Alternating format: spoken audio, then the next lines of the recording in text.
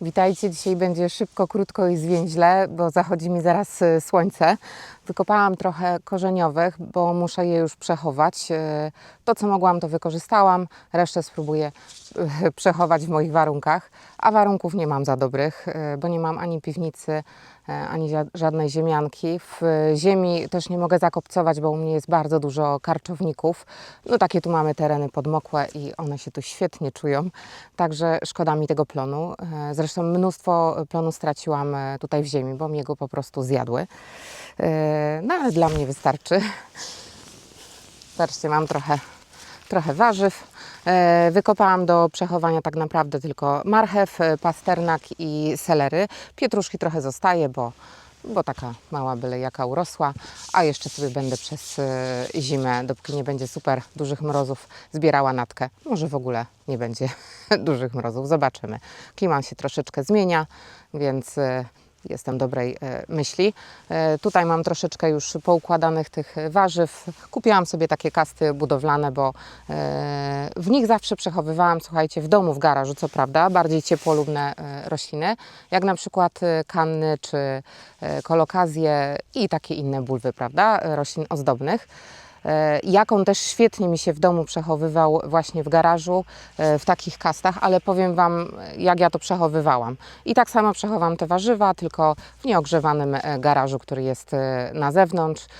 Selery, marchew czy pasternak nie są aż tak delikatne na mróz, na grządce by u mnie tutaj, przynajmniej w moim regionie Polski, by przeżyły bez problemu, gdyby nie amatorzy marchewki i innych korzeniowych, prawda? Karczowniki by mi to wszystko tu niestety zjadły, więc muszę zabezpieczyć. Pokażę Wam mój sposób. Może Wam się nie spodobać, ale u mnie się to sprawdza przy innych roślinach korzeniowych czy bulwach.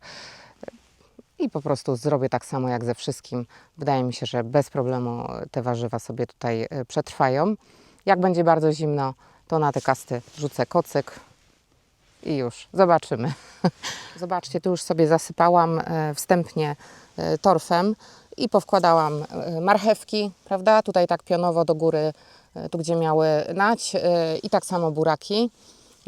A obok mam pojemnik z marchewką, pasternakiem, a po środku poukładam selery, które tutaj już leżą wykopane i tak wstępnie obczepane. Ja sobie je włożę tutaj z nacią. Te brzydsze liście poobrywam, a ładniejsze zostaną. I jeszcze to wyżej tak dotąd zasypię torfem. Tego torfu nie zmarnuję, bo potem na wiosnę, jak już sobie wyjemy wszystkie warzywa, będę go używała do takich mieszanek, żeby zrobić sobie ziemię do robienia rozsad, takie podłoże. Także nie pójdzie na marne, wykorzystam wszystko jak się da, a później to wszystko wyląduje jeszcze na moich grządkach, w kompoście i tak dalej. Także tutaj sobie, popatrzcie, trochę uporządkowałam już z grubsza. Ziemia jest bardzo fajna po korzeniowych i po tym moim ściółkowaniu, bo jest lekka, fajna. Patrzcie, można sobie śmiało włożyć rękę do środka i gołą ręką wyciągać to podłoże. Dlatego, że korzeniowe, wiadomo, one bardzo głęboko wchodzą w ziemię i ją spulchniają. Dodatkowo jeszcze gruba warstwa ściółki, którą cały czas dokładałam, ona robi ogromną robotę i też ta ziemia pod spodem jest taka lekka, nie jest zbita. Troszkę selerów sobie zostawiam w gruncie. Jeszcze Wam pokażę, popatrzcie, zostawiłam tutaj sobie taką kępę z kilkoma pasternakami. Nie zostawiam jednego, bo jeden może nie przeżyć, jak go tutaj złapią karczowniki, ale zostawiłam sobie na nasiona. Nasiona pasternaku niestety mają bardzo krótką żywotność i te kupowane w sklepie niestety często w ogóle nie wschodzą, a pasternak jest przepyszny i muszę sobie zadbać o swoje nasiona, także zostaje tu kilka sztuk, może się uda pozbierać. Na przyszły rok jeszcze mam nasiona świeże, które dostałam od kolegi i za rok sobie posieję swój, a tutaj nasionka już zbiorę. Selerów kilka zostaje. Póki będzie w miarę ciepło, to jeszcze będę miała do obrywania nać. Jeżeli macie chłodniej, to można sobie przekopać takie selery, wsadzić do tunelu czy pod jakąś osłonę i one też w zimie będą miały zieloną nać. To samo z pietruszką. Też sobie można przekopać, przenieść gdzieś w cieplejsze miejsce, A jak mamy ciepło, to albo im zrobić takie mini tunele z agrowłókniny na grządkach. O, tutaj mam jeszcze dość dużo tej pietruszki. A wyżej w ogródku mam naciową, taką grubą, piękną. To ją sobie tam może czymś osłonię albo przekopię. No i tyle. I tu mam grządki przygotowane. Słuchajcie, świetnie mi się będzie sadziło w nich cebulę tą zimową i czosnek w tej chwili, bo ziemia już jest taka leciutka, fajna. Pytaliście, czy stosuję płodozmian? No takiego celowego może nie do końca, ale staram się jednak zmieniać miejsca tym roślinom, żeby szkodniki po prostu nie zapamiętały sobie i nie siedziały w tym samym miejscu. Druga sprawa, no jak wykopałam teraz korzeniowe, to tu jest taka spulchniona, fajna ziemia i super szybko posadzę sobie cebulę i czosnek. Nie mam chwastów, prawda, to wszystko jest czyste, pulchne, nic nie muszę więcej robić, tylko powtykać cebulki. Tu mam jeszcze taką miejscówkę, gdzie sobie rzucam teraz z tego pola, gdzie wykopywałam okopowe rośliny. Rzucam sobie resztki tych roślin, jakieś dynie tutaj były, inne badyle, słoneczniki i tak dalej. I tutaj będę usypywała taką większą pryzmę. Wiem, że to teraz wygląda jak wygląda, ale na wiosnę można sobie to wszystko przykryć słomą. Posieję tutaj dynie i zobaczycie, będą rosły naprawdę jak szalone. To wszystko można pięknie okryć, to wcale nie musi tak wyglądać. Nawet jak macie klimaty takie miejskie trochę, to popatrzcie, przykładamy słomą z wierzchu. Wiadomo, mamy ich tylko garść, ale jak to przyłożymy, to tu można usypać sobie taką fajną górkę i wcale nie będzie źle wyglądała. Okryć to wszystko tak po prostu dla wyglądu i dla zagłuszenia też chwastów później na koniec.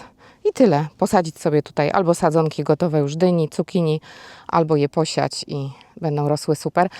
Ja to w tej chwili układam, jest listopad, więc to się do wiosny tutaj wszystko super przerobi. Gdybyście chcieli taką pryzmę sobie usypać już jak jest, prawda, koniec zimy czy na wiosnę, no to wtedy no nie siejemy wprost do gruntu, tylko lepiej sobie wsadzić gotowe sadzonki, ale można bez problemu. 2-3 miesiące taka pryzma już się nadaje tak naprawdę do tego, żeby wsadzić sadzonki dyniowatych. Jak nie ma na tyle wilgoci w środku, zawsze można sobie zrobić mały dołek, nasypać tam troszkę ziemi czy kompostu, w to wsadzić sadzonkę i śmiało zostawić, będzie sobie super wszystko rosło. Wam pokażę za tą pryzmą tutaj, jak mam siatkę, to popatrzcie. Ja przy siatce staram się tutaj wszędzie zgarniać materię przy samej siatce, bo przy niej będą rosły rośliny. Będę tutaj siała fasole, ogórki, sadziła jakieś pomidory. No zobaczymy, co mi przyjdzie do głowy. Ale popatrzcie, tutaj tak układam wszystkiego grubo, bo pod spodem zrobi się super próchnica do wiosny i tutaj naprawdę będzie wszystko pięknie rosło. A tu, gdzie mamy łyso na przejściach, no to już takich cudów nie będzie, ta ziemia będzie bardziej zbita, no i niestety takiego plonu nam nie da i praca nie będzie tak łatwa. Przetargałam to 200 metrów pod górkę po kolei. Tu jest jeden pojemnik z burakami, marchewką, zaraz to zasypię. Tutaj mam torf odkwaszony, tu jest druga kasta z pasternakiem, selerem i tam mam jeszcze marchewki pełno w środku. To sobie wyżej zasypię. Wzięłam jeszcze, słuchajcie, ze sobą takie rurki. To się fajnie wygina, ale nie tak bardzo łatwo. To są rurki takie do układania ogrzewania podłogowego. Mam sąsiada, który zajmuje się hydrauliką i spytałam go, czy nie ma takich odpadków, prawda, krótszych, niepotrzebnych. Przerzucił mi to przez płot kilka lat temu i pocięłam sobie na mniejsze kawałki i robię z tego już od dobrych paru lat takie różne konstrukcje. Najczęściej wyginam włóki i rzucam na to agrowłókninę i mam taką osłonę dla roślin, głównie na wiosnę. Teraz Wam pokażę, bo sobie zrobię jedną osłonę teraz na rośliny. Mam taką miejscówkę, gdzie będę chciała okryć sobie rukolę. Ona mi tu nie zmarznie, ale będzie szybciej rosła i lepiej sobie będzie radziła. Także zrobię jej taki mini tunelik. Zobaczcie, z tych rurek, które Wam przed chwilą pokazywałam. Już sobie je przygotowałam. Tego do ziemi się łatwo nie wbija, więc same rurki to jest zły pomysł, bo się umęczycie. Tu mam takie rurki metalowe, które sobie pocięłam ze starego tunelu, który był już do wyrzucenia. Pocięłam je na krótkie odcinki, wbijam je młotkiem w ziemię, a tutaj w rurkę sobie wkładam te miękkie rureczki. Wyginam sobie w łuk i wtykam z jednej, z drugiej strony i już. Wzięłam sobie młotek, to będę się bawić teraz po kolei i zobaczycie, jak to robię. No, bardzo proste, prawda? Wystarczy sobie wbić po dwóch stronach rurki. O, tu wbijam jedną, nie wiem, czy mnie będzie widać. O, może tu zaczniemy. Cyk, jedna, po drugiej stronie druga. O, tutaj wystarczy. Nie wiem, co z tymi porami, chyba je wyrwę. O, i pójdą do zupy, bo są trochę za wysoko. Zobaczymy, może dotąd. O. Teraz sprawdzę, jak te rurki są długie, bo one były na takie małe tuneliki wygięte. Teraz zobaczymy, czy ta odległość jest ok. Tu nie musi być wysoko, bo tylko nad rukolą. O, idealnie.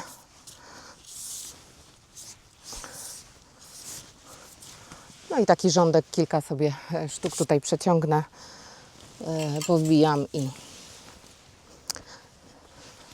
co kawałek, żeby to nie runęło później, jak przychodzą śniegi.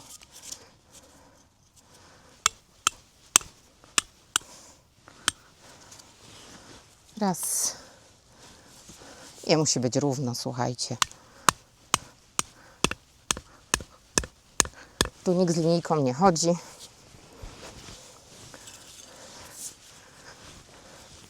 Mniej więcej. O. Oj, to nie w tą stronę. Tu już błoto jest.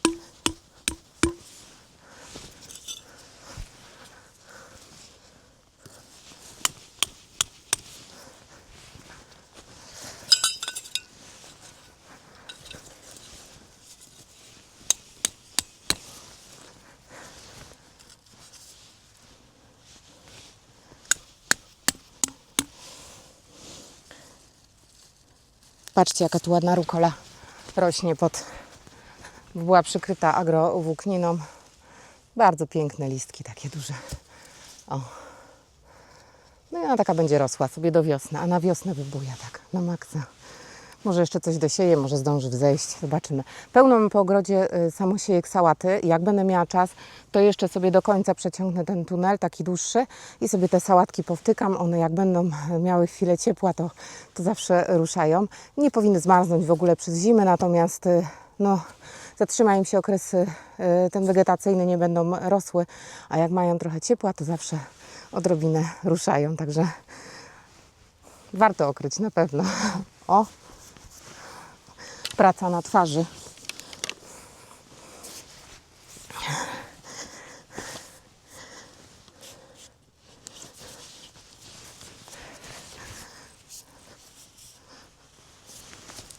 O.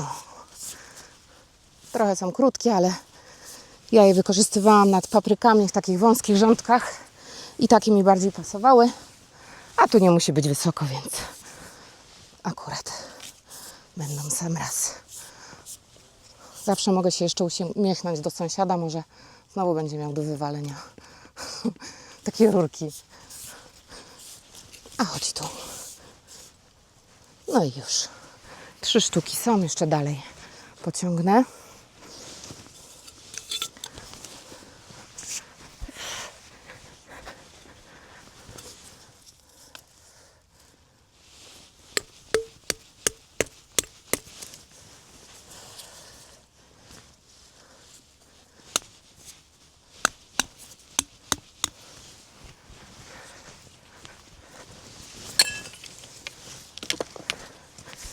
Jeszcze sobie wzięłam 3 rurki.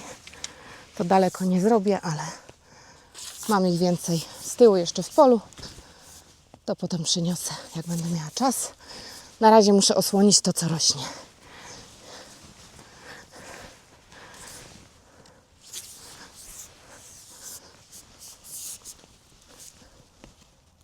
No, one są dość miękkie, także można sobie je wyginać jak się chce, ale nie są też takie super giętkie, że się rozlecą zaraz. Całkiem spoko.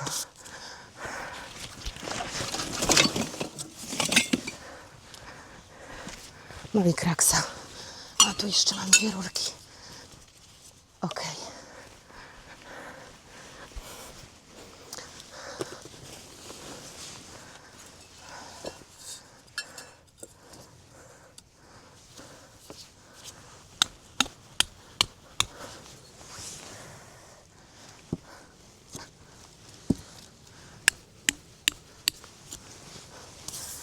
No i cyk. Ostatnie.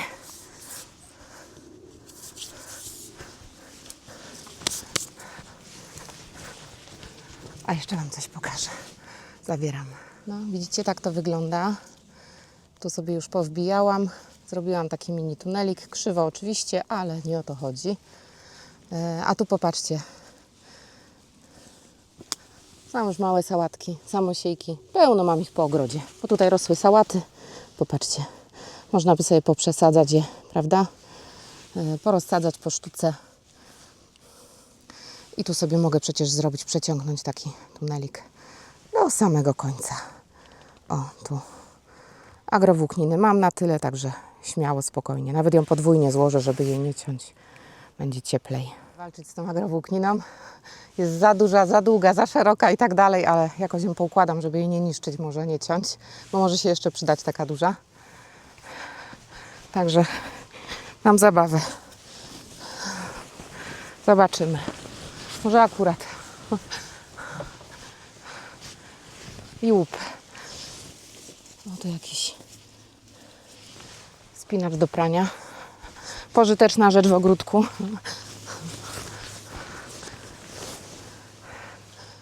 No trochę za długa, ale nie szkodzi. Złożę ją na końcu i już. A tu co?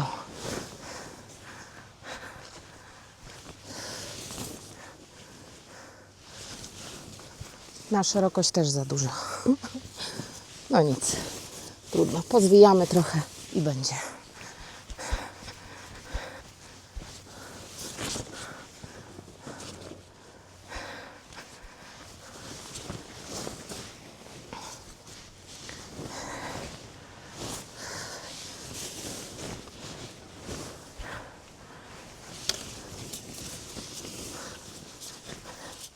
Sio mi stąd grabki.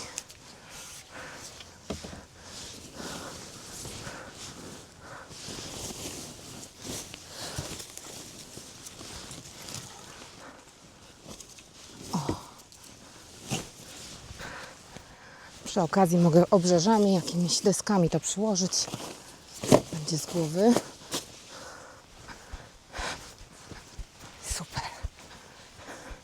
Tu mam kamyczek. O!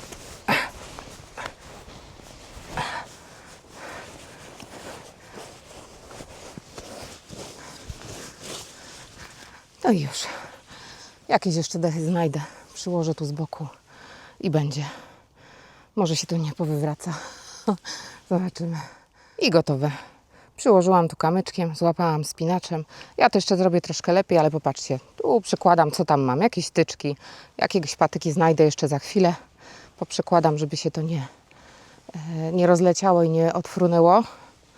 A jak przywali śnieg, to przecież go zrzucę. Później nic z tym roślinom nie będzie. A tutaj Wam obiecałam pokazać mój wawrzyn, czyli liście laurowe. O matko, wywrócę się zaraz. I zaraz Wam pokażę, jak ja go zimuję, co z nim robię i tak dalej. No i tutaj mam mój wawrzyn. Obiecałam Wam pokazać, skąd biorę liście laurowe i jak sobie uprawiać tą roślinę w ogródku przydomowym. Ja mieszkam w Małopolsce. Czasami może się zdarzyć, że na przykład mieszkacie w bardziej mroźnej części kraju i po prostu trzeba będzie lepiej zabezpieczyć ten wawrzyn. U mnie on sobie rośnie w takim zacisznym miejscu. Jak widzicie, tutaj są drzwi od tunelu, czyli są osłonięte i tunelem. Z boku mam tam jeden szpaler tui, z drugiej strony mam następny. Wszędzie są wokół kompostowniki, więc tutaj jest dość zaciszne miejsce, takie cieplutkie. Natomiast patrzcie, jaki on jest duży. Ja go każdego roku przycinam bardzo nisko przy ziemi i on co roku odrasta wyższy. Jest coraz mocniejszy. I o tej porze będę go właśnie przycinała. Zaraz Wam pokażę, jak to robię. Ja sobie go dość mocno przycinam. tej chwili już ma tutaj na dole bardzo grube te gałązki, więc one zostaną na tej wysokości, ale całą resztę obetnę, bo szkoda mi nawet tych liści marnować. One wszystkie i tak oblecą. Przyjdą większe mrozy i to wszystko obleci. Teraz Wam pokażę, jak tu wyglądają te gałązki, bo były już u nas przymrozki i to nieraz. I popatrzcie, nie wiem, czy tu będzie dobrze widać, czy wyostrzy. Końcówki już są te delikatniejsze, trochę zmrożone, no ale liści będę miała sporo. Akurat mi się przydadzą, bo będę niedługo kisiła kapustę. I generalnie bardzo dużo używamy w kuchni liści laurowych, dlatego że one są super na wspomaganie stawów. Także żeby sobie z nimi nie przesadzić, tak, bo liście laurowe też, jakby ktoś pił na przykład napary z liści laurowych, też trzeba uważać z ilością, tak, i z mocą tego naparu, bo może dojść do krwotoku, no ale to oczywiście musielibyśmy przesadzić. Natomiast przy takim codziennym stosowaniu, w zupach, w jakichś sosach, do jedzenia, do wszystkiego jak dokładamy, to na pewno sobie krzywdy nie zrobimy i warto codziennie stosować te liście laurowe do jedzenia. Ja dokładam też do kiszonek i tak dalej.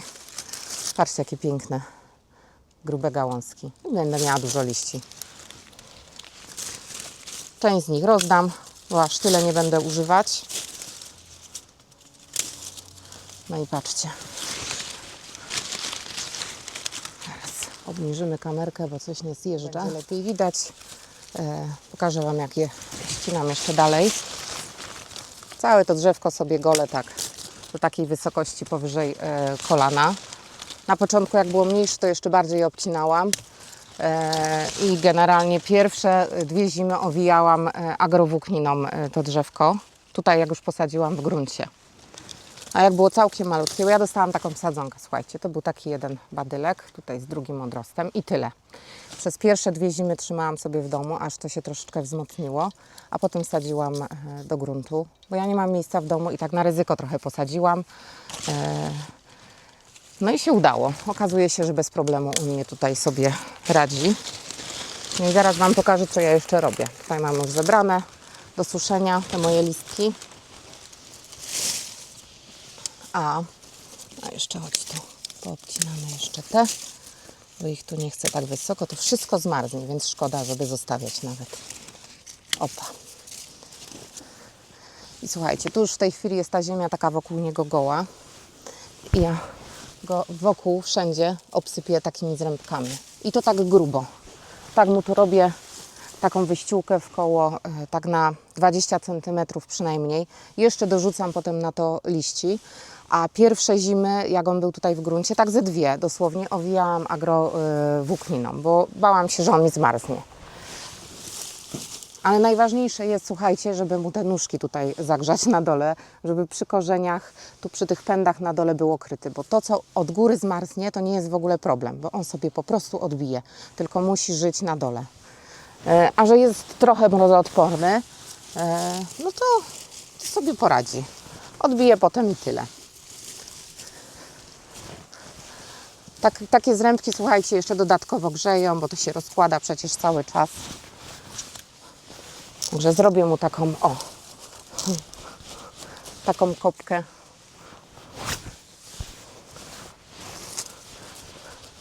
I to, co jest pod tymi zrębkami, słuchajcie, jak sobie odgarniam na wiosnę już, bo wiosną rozgarniam, to tam są zielone listki, im nic nie jest. Także on by w ogóle tych liści nie zrzucił, gdyby nie te mrozy. A jeszcze tu są badyle, biorę. Nie oddam. Nic nie pachnie. Dopiero w zupie. Patrzcie, ile mam. Mnóstwo, nie? Ile bym musiała zapłacić za tyle liści. Chciałam pokazać moją figę, która rośnie w gruncie już 3. rok. Ja ją dostałam jako małe drzewko. No może taka była gałązka, tutaj 2 malutkie. To był taki krótki, taka mała roślinka, prawda? W donicy. Pierwszą zimę przezimowałam ją w chłodnym pomieszczeniu. Potem 2 zimy spędziła w tunelu, wkopana w ziemi, tam rosła, a potem na wiosnę wsadziłam ją tutaj do gruntu, w tym miejscu.